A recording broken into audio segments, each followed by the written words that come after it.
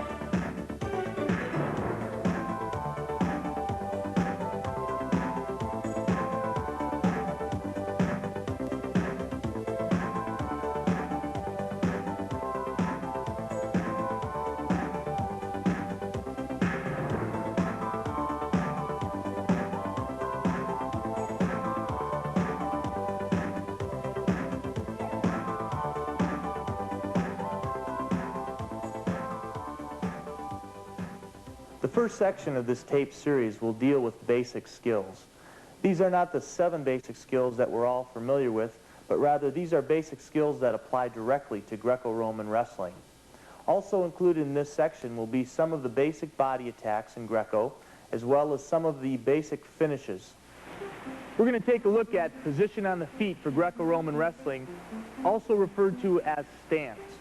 First thing we want to do is we want to establish a good foot base, about shoulder width apart, maybe a little bit more. The weight should be distributed slightly on the balls of the feet, so the knees are going to come forward just a bit, makes the heels a little bit light. Then the other thing we want to keep in mind is we want to keep the head up, the back straight, and the chest up. Now from here, elbows at the side, hands slightly forward, not extended. Then the last thing to complete the stance is this, the most important. You want to drop your hips to settle in here with a good solid low center of gravity. From a side angle it looks like this. If we contrast that with the freestyle stance would look more like this. The upper body torso area is bent over, whereas in Greco the chest, back, and head are straight up. Let's take a look at that together, contrasted with the freestyle stance. First we have on the left a freestyle stance, square stance, and on the right a Greco stance. And then we'll look at a staggered stance. Notice the torso position of both wrestlers. And then from another angle we have a square stance and a staggered stance. Let's look at position or stance in this example with Olympic and world champions Oleg Kucherenko of the unified team and Vincenzo Maenza of Italy in the blue. Notice how the stance shifts from square to staggered to square. Here's another example with Olympic medalists Denis Kozlowski of the USA and Hector Milan of Cuba.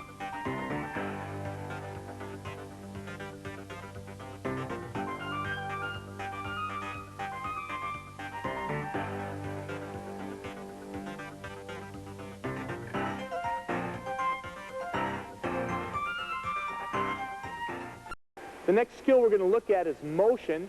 We start with our good stance. Now as we move, there's several ways we can move. We can move forward, we can move backwards, we can move laterally, we can circle this way, circle back and away. One of the important things to remember as you move is that you should always maintain a good wide shoulder width foot base. You want to avoid motions that bring you here, That's just basic common sense wrestling. The second thing is it's very important to work with your legs when you do your motion. The legs can't be lazy, you can't straighten up, this type of thing. Stay in a good stance, work with your legs. shuffle, move, back and forth. Another very important principle that you want to keep in mind, this is the same in freestyle, Greco, college style, the principle of shoulder, knee, toe. If you're coaching and you're looking at a wrestler and he violates that position here, he's out of position, he's off balance, you want to make sure shoulder, knee, toe is in line. If this is staggered, you've got shoulder, knee, toe here. There's always a solid base, good low center of gravity that the wrestler can come in and out of. Let's take a look at 3 different drills that you can use with your athletes to develop good motion and good movement. The first drill we're going to take a look at is a motion drill without a partner. The wrestler's going to get in a good position. He's going to start to move his legs. Again, very important to move the legs. Coaches, as your wrestlers are doing this, make sure they don't violate the shoulders, knee, toe principle. This is a very good drill because it develops endurance down in that low position. Young wrestlers want to come up and straighten out their legs, but this is a good way to, for endurance to be developed. Then as they do that later on, you can add their own attacks, arm drags, duck unders, make it almost like shadow wrestling out of their good position and movement. All right, the next drill we're going to take a look at then is a partner drill. Both wrestlers are going to start with their hands behind their back. They're going to drop their hips and get in a good position, make contact. And they're just going to start to push and move and try to maintain contact the whole time they do this. Again, for this drill, very important, the shoulder, knee, toe principle. And we'll take a look at an example of the wrestlers getting out of position. They tend to lean. There's a tendency to lean on the other person's body weight. That's a bad position. Correct that. Make sure the wrestlers bring their hips in and move and work with those legs to maintain good position. Now, the third drill we're going to take a look at is another partner drill. This time, one of the wrestlers is going to have his hands behind his back. He's going to get in a good position. The other wrestler will make contact. And he's going to try to take his partner out of position by pushing and pulling. The object now for the driller with his hands behind the back is to keep those hips coming up. Again, it forces the wrestler to work with his legs and maintain good position. Now let's see an example of poor position. The wrestler gets his head snapped down, taken to the mat. So the offensive driller should be trying to work for a snap down or trying to work for some kind of a move that takes his partner off his feet and out of his position. As we watch 1993 world champion Raul Martinez of Cuba in the blue against his Romanian opponent, we see examples of all of these types of motion.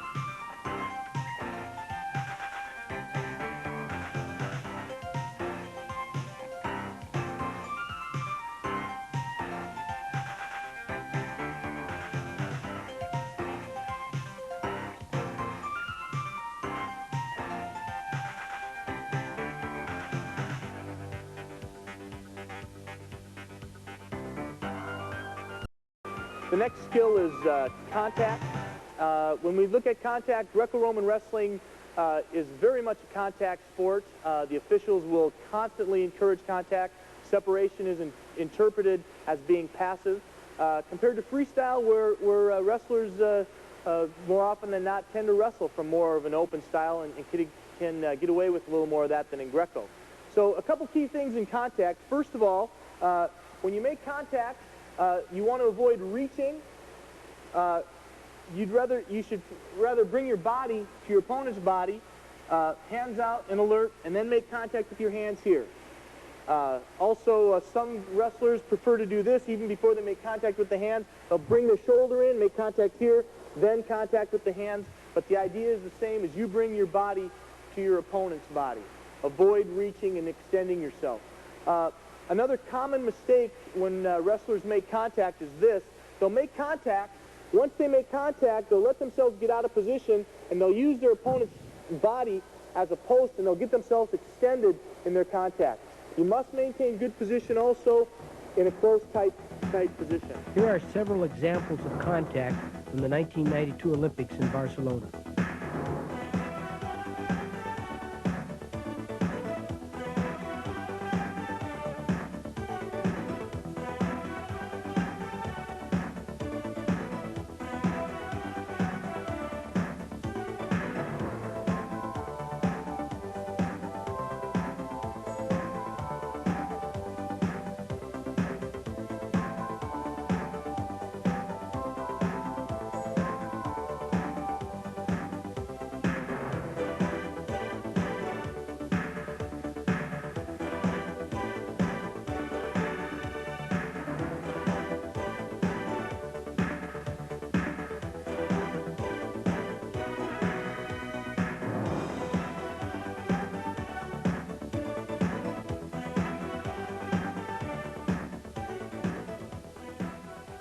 Once again, I'd like to emphasize the point, when you make contact, rather than reaching with your arms, maintain short arms, move your body to your opponent, and then also the purpose of this is to work to secure some type of a tie. So you want to work with your arms as you make contact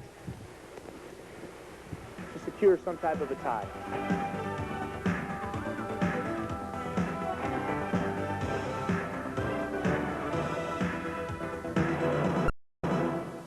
The next topic we're going to take a look at is the tie-up, and there are many different types of tie-ups. We're just going to look at a few basic ones. The first one we're going to look at is wrist control.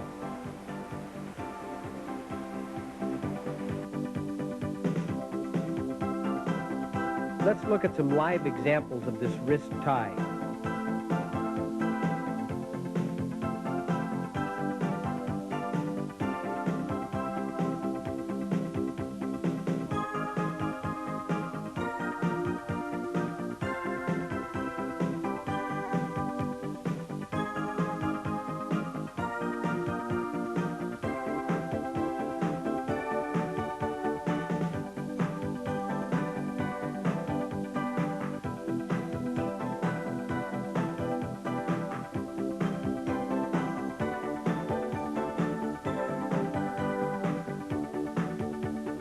In this example, 1993 world champion Sergei Martinov uses a wrist tie to set up an arm drag.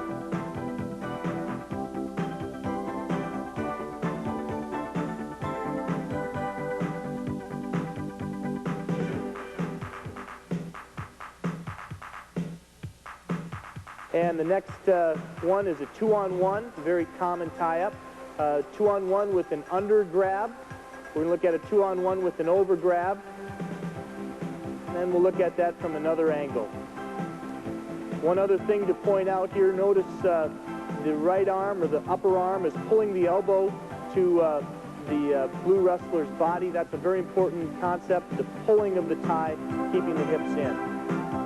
Olympic champion Oleg Kucherenko moves from an underhook to secure an undergrab 2-on-1. Notice his pressure and hip position.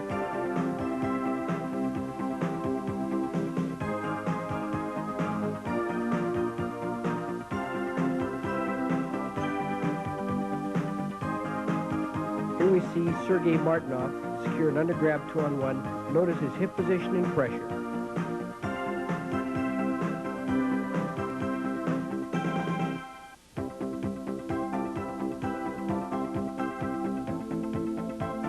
Olympic and world champion Islam Dogutchev secures an overgrab 2-on-1 and uses it to post his opponent to the mat for the takedown. Here we see world and Olympic champion Mike Bowman secure an overgrab 2-on-1 with which he sets up this reach-around waist tackle. The next one we're going to look at is an underhook. Underhook position. Now the basic position for the underhook there is very good. The hips are in.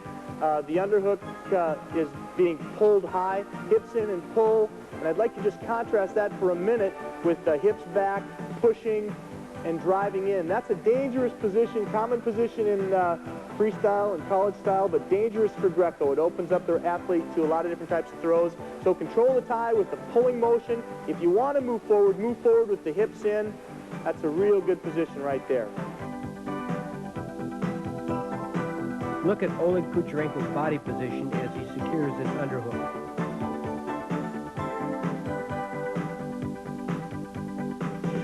Olympic silver medalist Alfred Termakian uses an underhook to set up this throw-by takedown. And then the next off of that, we're going to look at a double underhook position. Principles are the same. Pull the tie up, or pull the lock high. Keep the hips in. Again, we'll contrast that with hips back, pushing and driving into the wrestler. Again, the red wrestler there is putting himself at risk a little bit. So back to good position, hips in, pull the tie. If he wants to move forward, he moves forward by moving forward with his hips.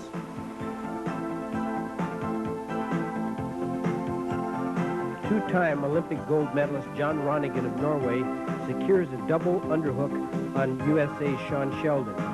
Look at his great position as he finishes it with his power twist for the takedown. USA's Buddy Lee steps in for a high dive as his opponent, Sergei Martinov, catches him in this double underhook. Notice the great outside penetration step as he elevates him for this great to-the-back finish. Once again at normal speed. Let's look at what happens when you're out of position on this underhook. Red is digging for an underhook, but his poor position allows his opponent to set up this arm throw.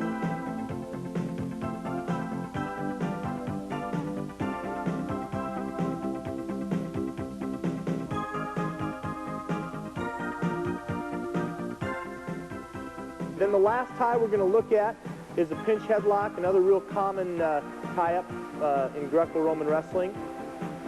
Key thing here, again, the principles are the same. Hips are in, pull with the tie. The inside elbow on the collar, you want to keep that elbow in tight on your opponent's chest, compared to having the elbow up and high. That gives his opponent a chance to counterattack and relock.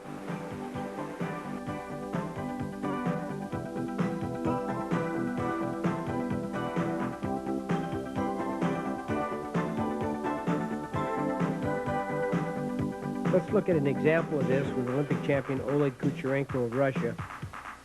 As he secures an underhook, he elevates it. Look at the great body position as he secures the pinch headlock and finishes it with this pinch headlock throw.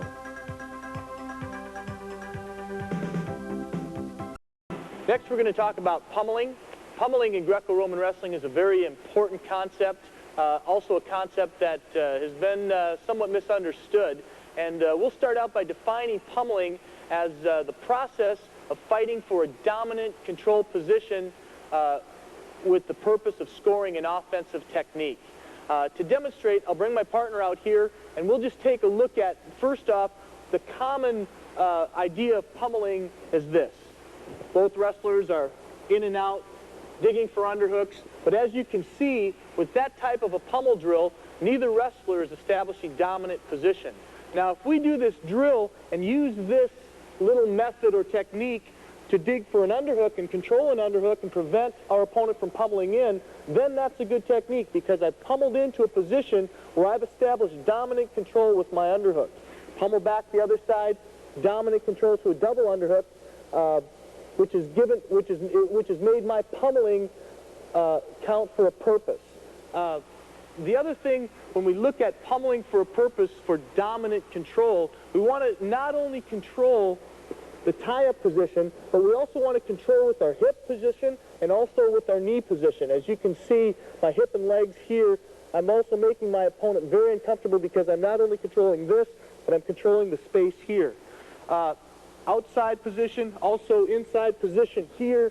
You can see again I've established dominant position here with my leg and also dominant position here with my tie-up. This process of pummeling, it's important to know different ways to clear ties. For instance, a 2-on-1 tie, if my opponent takes a 2-on-1 tie, he's established dominant position. He's pummeled here. He's ready to execute an offensive technique. He's putting me on the defensive. I need to do something to reverse this situation. Nice, clean, easy little technique. I'm going to pull my arm tight, trapping this arm. I'm going to go to the elbow, pull the elbow high, straighten out my arm, dig back underneath to an underhook position. So now I've pummeled back into an underhook out of a 2-on-1 position. We have a good example of this from our last example of the pinch headlock. Red has secured the 2-on-1 on blue.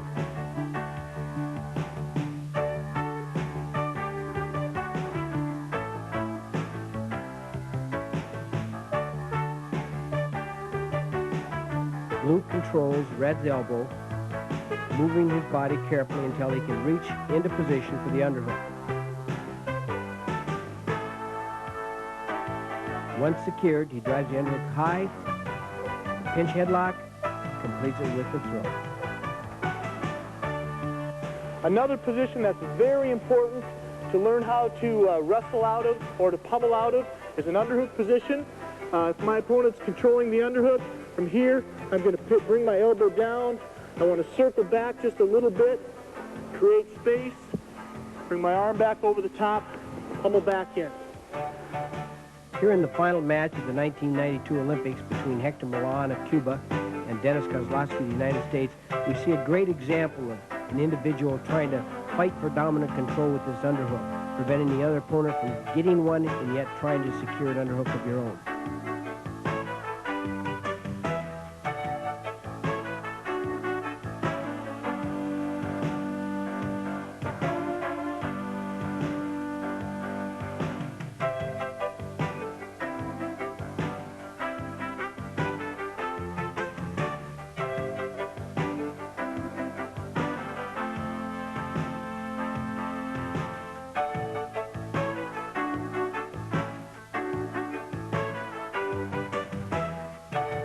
In this example of pummeling for dominant control, both opponents have secured an underhook. Blue circles away, clearing the underhook on his side so that he can drive back in to secure another one of his own for a double underhook.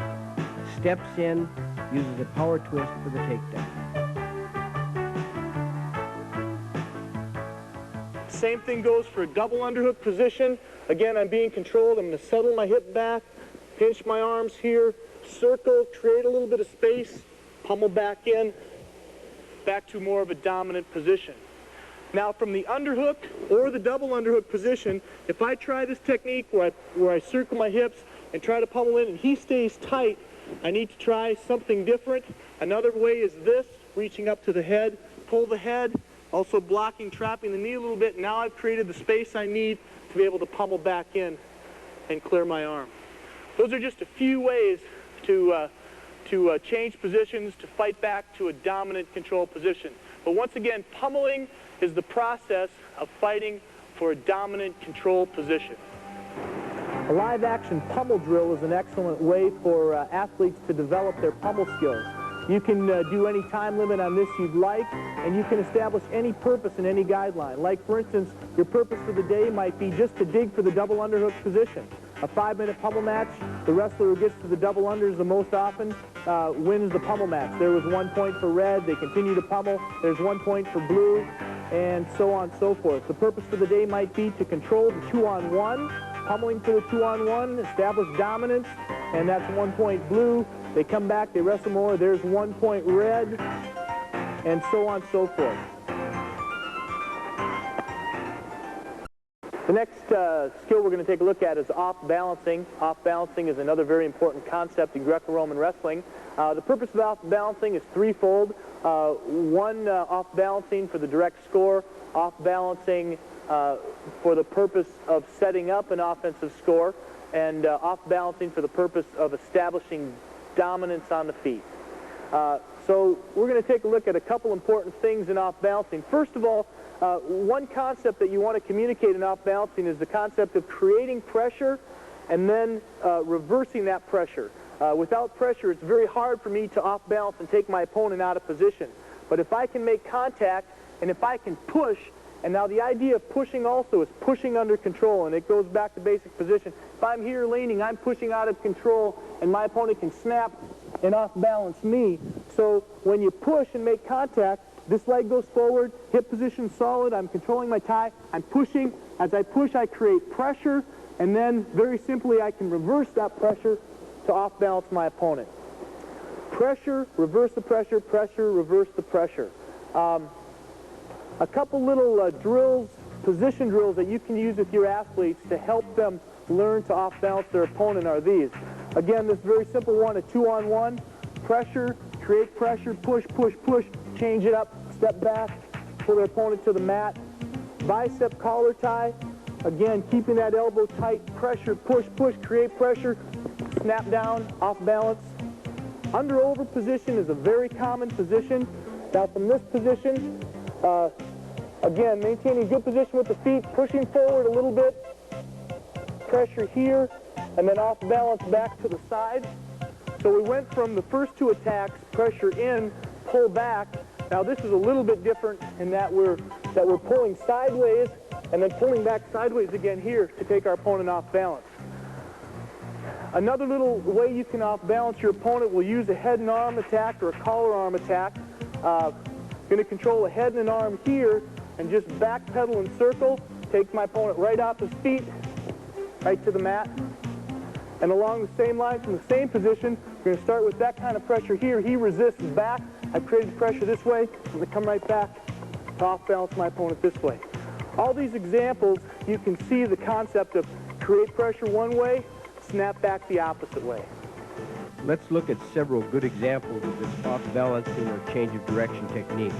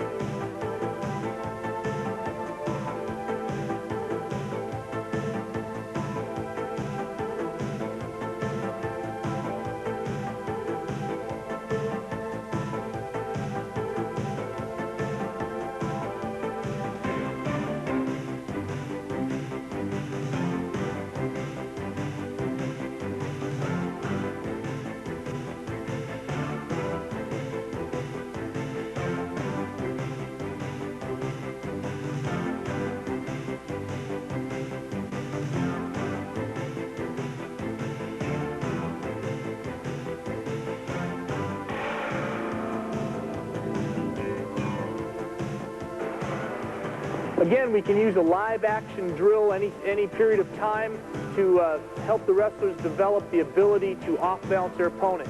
Again, in this drill, the object is to take their opponent all the way to the mat. Every time they get a snap down or an off-balance where their opponent goes to the mat, the wrestler gets 1 point. You go for 5 minutes and keep score. Again, just to key in on the ability to develop the off-balance technique. The next basic skill we're going to take a look at is the penetration step. And we're going to look at 2 penetration steps that apply directly to Greco-Roman wrestling. The first one is an inside step, penetration step that leads to a high dive. And here's a demonstration of that step. Now notice as the athlete does this penetration step, the differences. Once he steps, leads, penetrates, follows up, plants, locks and lifts backwards and changes his direction. If we contrast that with the freestyle inside step penetration, we see the athlete driving in and through his opponent. Back to the Greco-Roman high dive penetration step. Now we can drill this with the partner. We'll bring the partner in. The partner will just present his body, and the driller will step, lock, and lift. You can see how that applies directly to a high dive or any type of a body attack in Greco-Roman wrestling. Very common. Here's a variety of looks at this inside penetration step.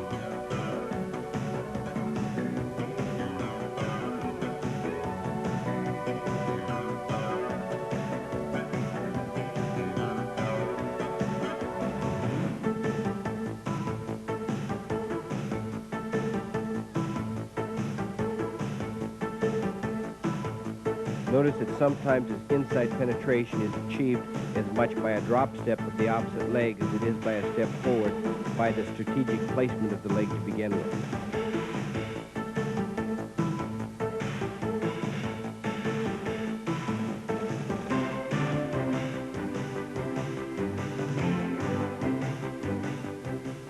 The second penetration step we're going to take a look at is an outside step penetration. This is very common in most body attacks in Greco-Roman wrestling. It's common in a duck under, reach arounds, arm drags. We see this penetration step here without a partner. Step outside and then turns the corner, makes a 90-degree angle. And now we'll look at that with the training partner. Again, the training partner presents himself. We just drill step to the outside. Very important that the athlete turns the corner on this. Turns the corner, goes behind, locks and secures the hip. Very effective, very important penetration step in Greco-Roman wrestling. Let's look at some examples of this outside penetration.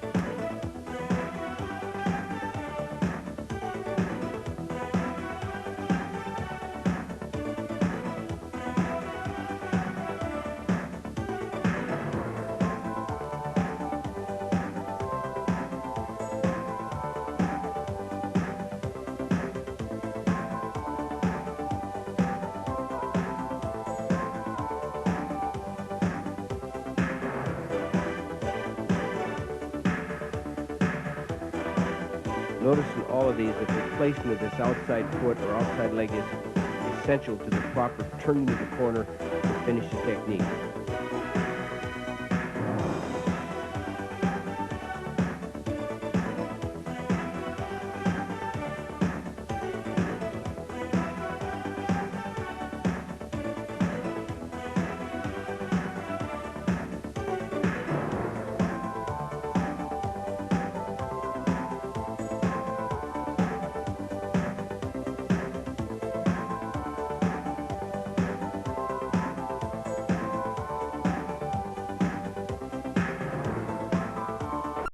Here are some very common body attacks in Greco-Roman wrestling. We're going to start around with a very simple reach-around attack, very high percentage, very simple technique. Starting from a 2-on-1, the athlete is going to reach around with an outside penetration step, and then turn the corner, secure the hip. Very effective, very clean technique.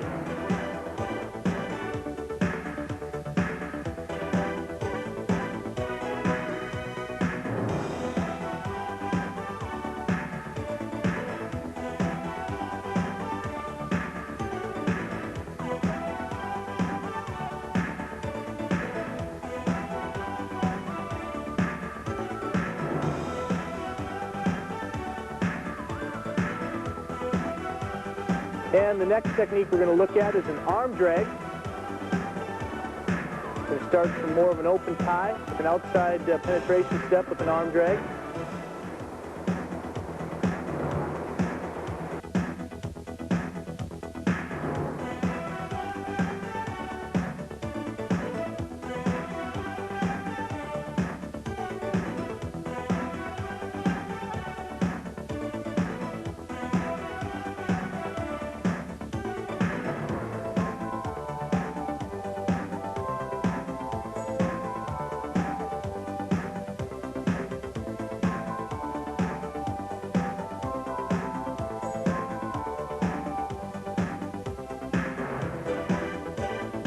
Let's take a look at an arm drag with an inside step.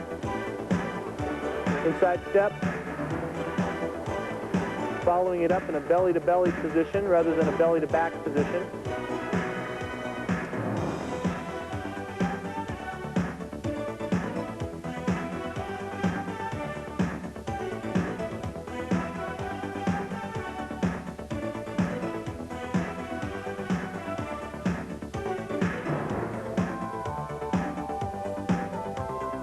And the next common body attack we're going to look at is a duck under. And there's a duck under out of a bicep tie. I look at a duck under out of a common pummel attack. Wrestlers are digging for underhook position. The duck under comes out of that quite nicely. Notice that the level change in the duck under is accomplished by dropping from the hips and knees, not by bending over, which will put you out of position.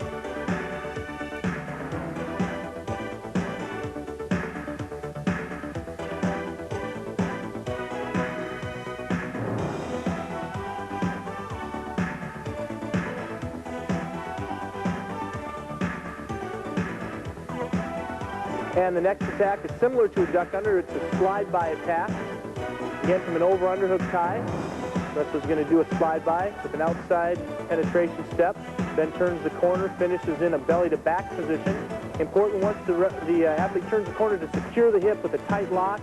Again, if you can, get that opponent up in the air, take him to the mat, talk about finishes later.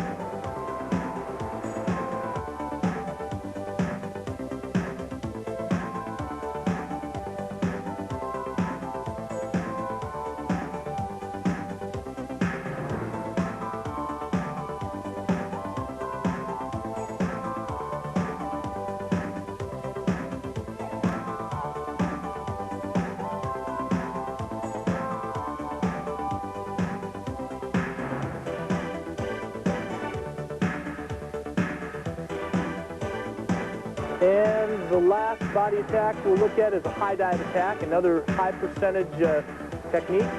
From a 2-on-1, we see a nice inside step high dive attack. From a 2-on-1 the other side, see the same thing.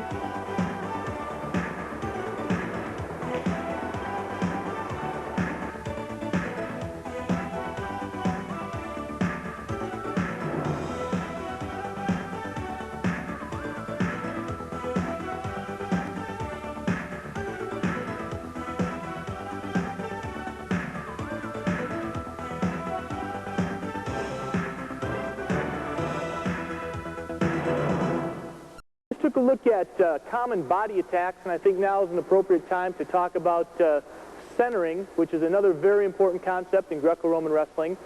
Centering has been likened to a sprawl in freestyle, and we refer to centering as the Greco sprawl.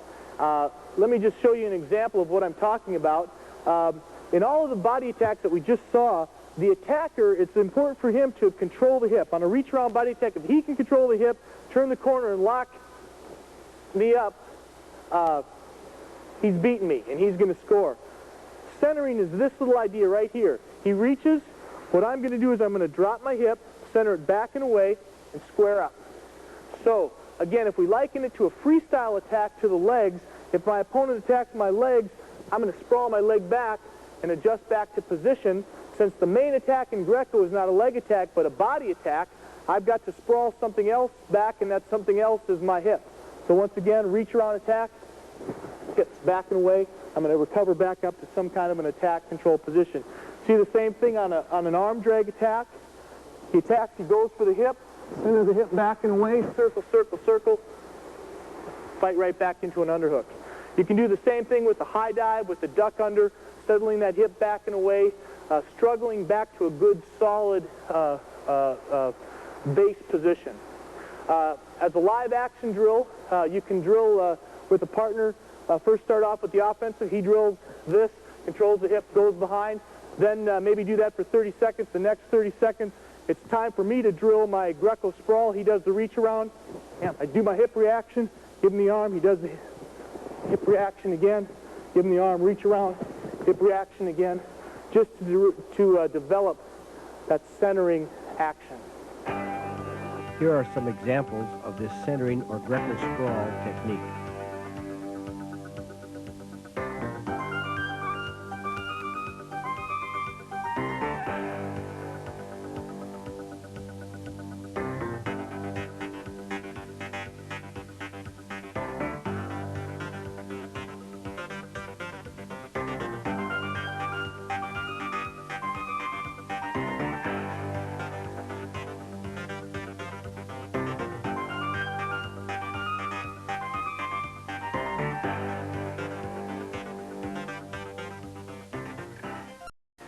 The next area we're going to take a look at are common finishes from the body.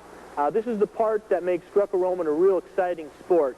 We're going to look at the different finishes. There's a lot of, you can do these finishes out of a lot of different body attacks, but for purposes of the film, we're going to use one body attack per finish. We're going to do an arm drag body attack to a waist tackle.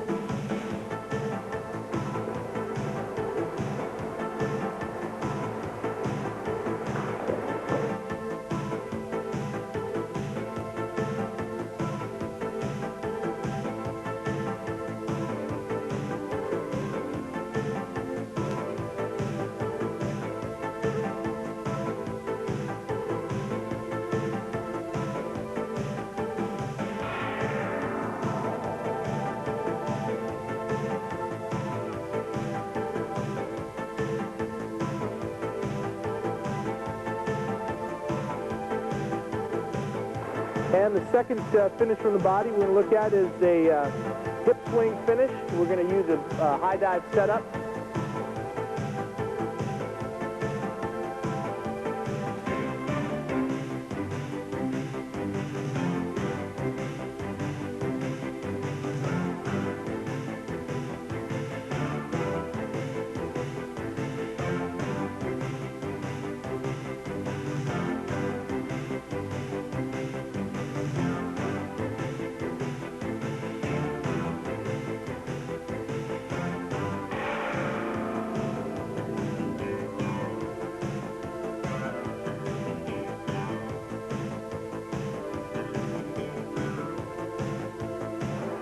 And the next finish we're going to take a look at is a crackback finish, again with a high dive setup.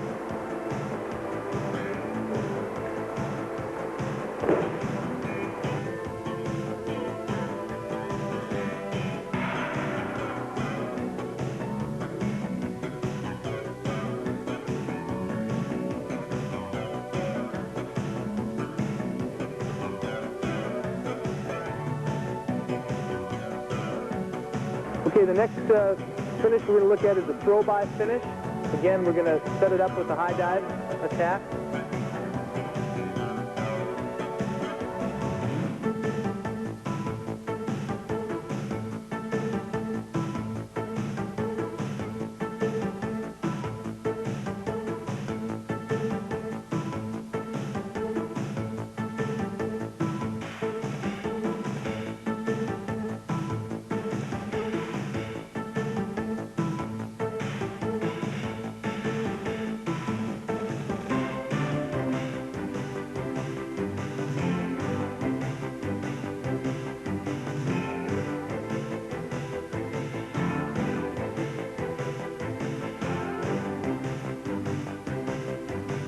Okay, now let's take a look at a power twist with an arm drag body attack.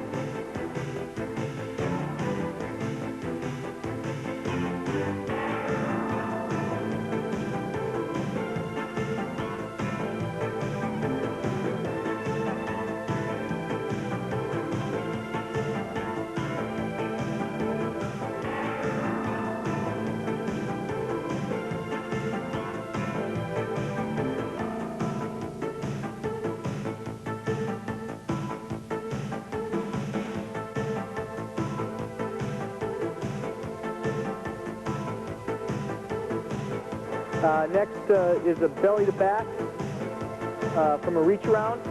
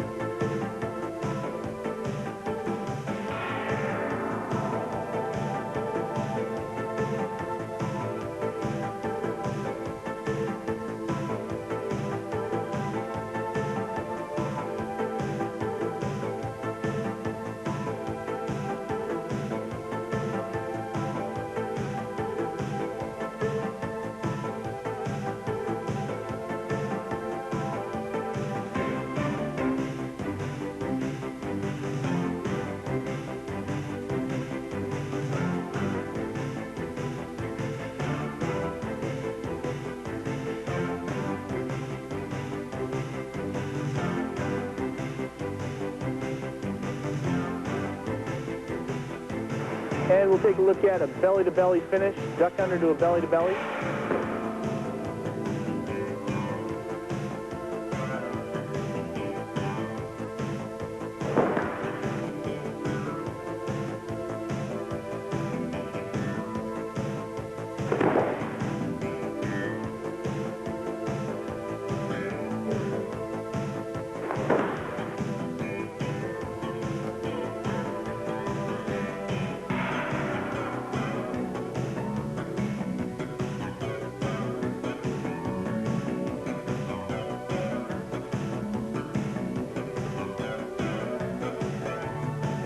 As you can see, there's a lot of power and skill involved in these finishes from the body. So here's a couple drills you can do with your athletes to help them be real comfortable in a belly-to-belly position.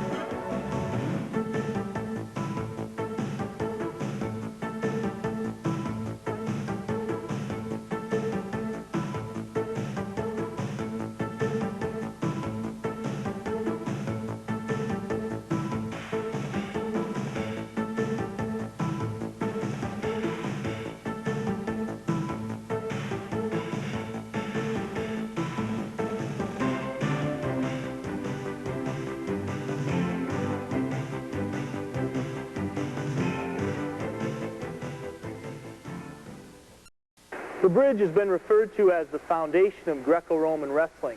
If we look at a direct application for the bridge, we can see it in many areas. Two of the key areas, though, one is in any type of a back arch throw. The other one is in a gut wrench. It's very important, and as we go through the bridge, that we teach our athletes to bridge correctly, and a couple principles that we want to lay down right from the very beginning. First of all, we want to have a good, solid foot base.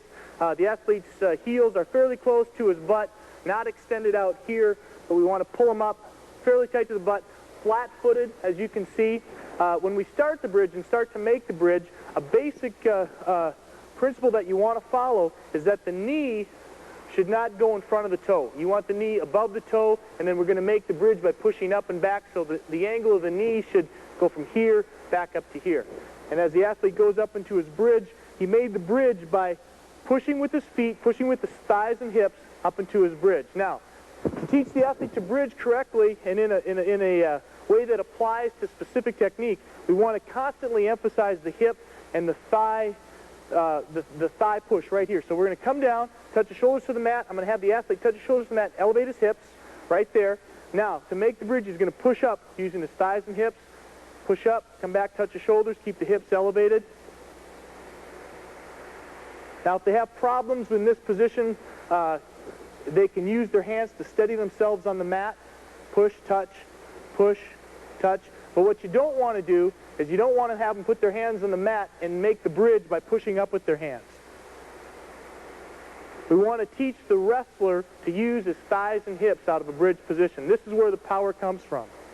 Push, touch, shoulders, push. Here's an example of the bridge as used in the gut wrench technique.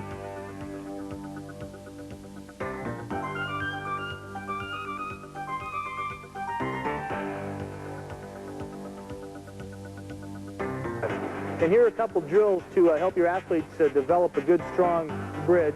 A flip-flop drill.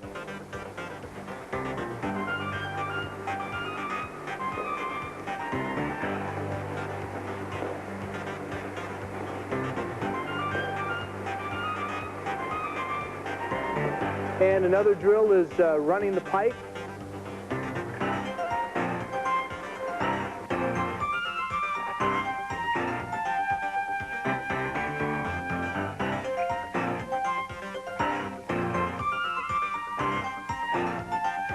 If your wrestler's having a difficult time doing the flip-flops, you can gradually work him into it by putting him up against the wall. And when he gets comfortable with a certain level on the wall, he can move his head away a little bit more. And practice, and then move it away a little bit more. His feet go down closer to the floor, a little bit more. And a little bit more. Until your wrestler's ready to do the flip-flop all by himself. Next, we're going to take a look at a back arch, and in emphasizing the back arch, there's one point that we need to look at, and that's the momentum of the back arch. Again, we're going to key in on the knees, and when the wrestler does his back arch, the knees should not go in front of the toes.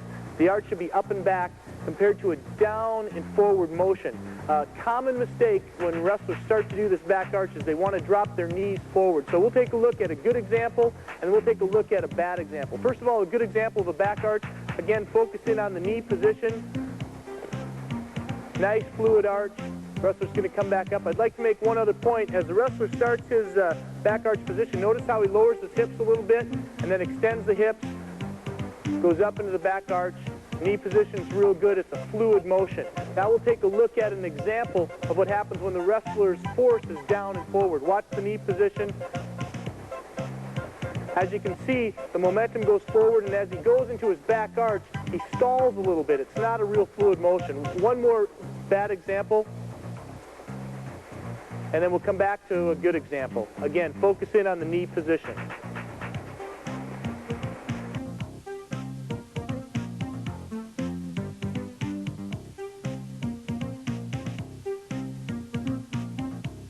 Here are some drills for developing the back arch throw. First one is a partner drill, where one partner holds his partner's hands to give him a little bit of confidence. Here we have an example of this part of the skill being mastered. I'd like to use this opportunity also to take a look at what happens when a wrestler's not ready to go on to the next step. It's important that the wrestler goes all the way through with this and do a full back arch. If he pulls his head, flattens his head, or flattens his back, it could be a dangerous sign that he's not ready to go on to the next step. So coaches make sure that they master each skill before they go on. There we have a good one. Now he's ready for the next step. He's going to try it on his own, but his partner is going to spot him on the lower part of his back. Notice too that when the back archer is drilling, he uses his hands to take up some of the impact from his head. One other thing that needs to be mentioned, again, the importance of going all the way through with this there's a counterbalance that takes place as the hips go up and the head goes down. There's a counterbalance that makes landing on the head very painless and very smooth motion. All right, now the wrestler's ready for the next step. He's going to use a crash pad. Again, using his hands without a spotter, going into the crash pad to a nice arch. And when he's comfortable with that and has mastered that, he's ready to do it all by himself on the mat.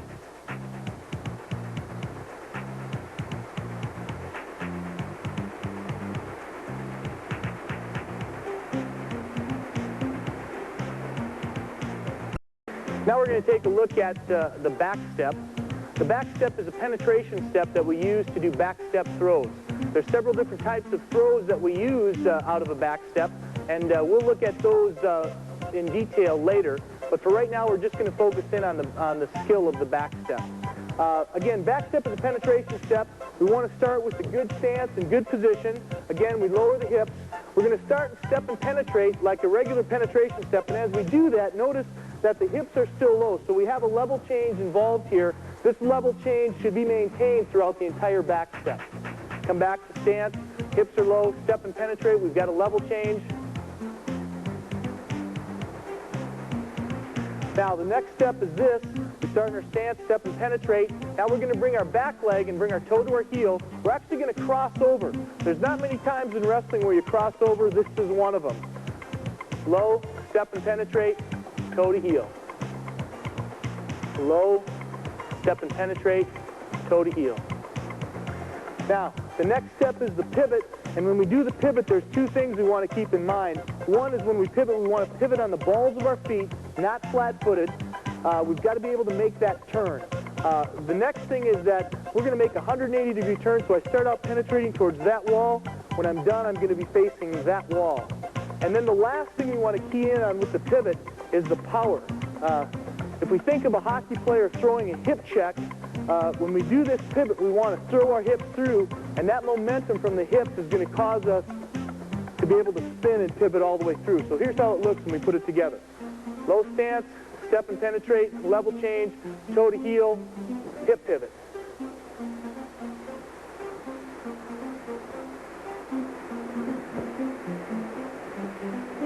Now, there's one other point that we need to talk about. Notice after the hip pivot or the back step is done, that my weight is on the balls of my feet and I'm slightly leaning forward. This is the correct position. You want the weight going forward, step, toe to heel, pivot, slightly going forward compared to this. Step, pivot.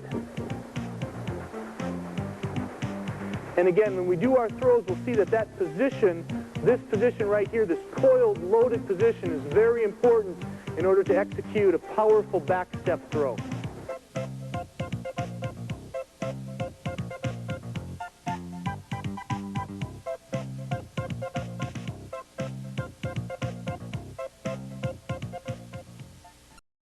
Okay, now we're going to look at a hip hop, and again, we're going to look at hip hops more in detail when we start to do throws, because really the hip hop is a dynamic in the heart of all throws. That's where the power comes from.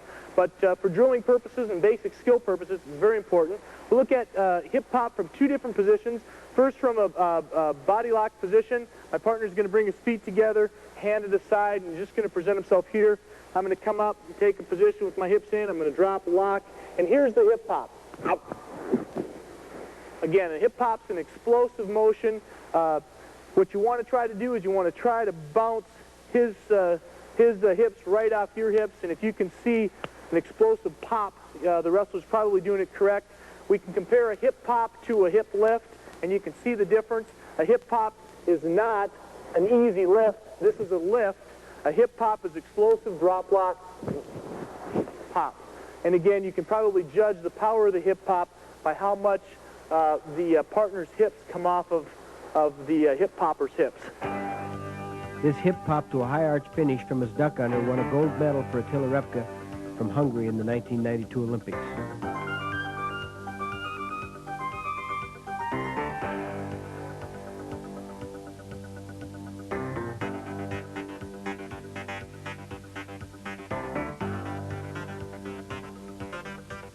Okay, now we'll take a look at a hip hop from a back step position. Same thing, we're going to step here, back step in, and just an explosive punch from this coiled position. Now again, look for that explosive pop. That's the key. Again, here's an example of just a hip lift. Same position, here, that slow lift. We want to do an explosive, powerful hip pop. Pop.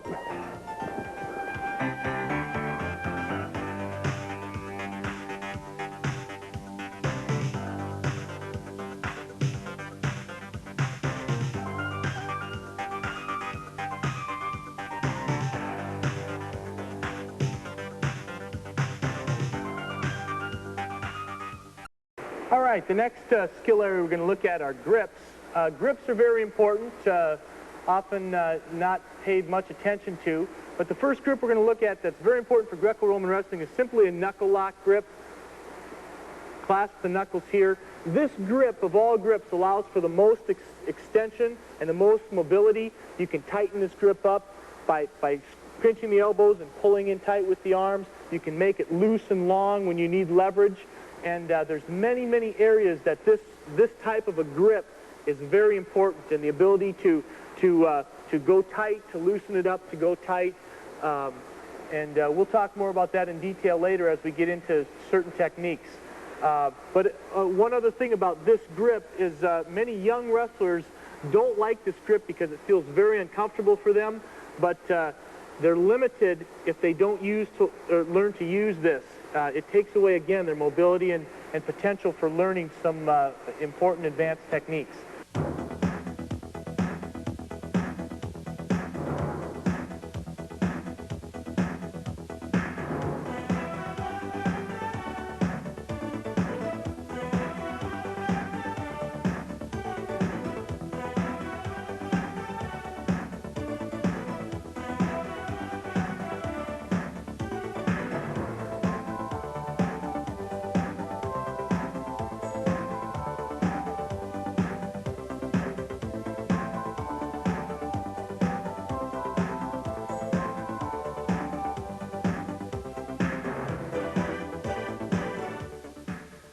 The second grip would be a hand clasp grip, which again allows for a fair amount of extension, not quite as much as this, but a fair amount. Harder to change up, but in certain cases, very important.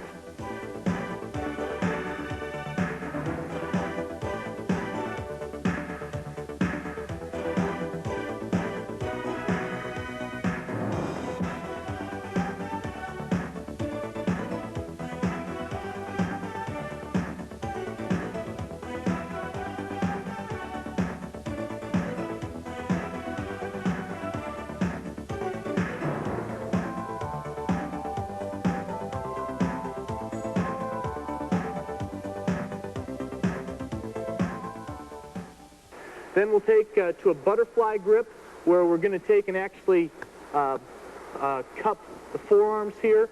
Again, this grip, we see this in gut wrenches quite often. When we need a tight, secure lock, when we know that we don't need to extend and change our grip very often, we know we're going to get a tight grip, we need to keep it tight, very secure. Again, with this grip and with all grips, when it's time to tighten them up, pinching the elbows and pulling tight here makes that space even tighter and smaller.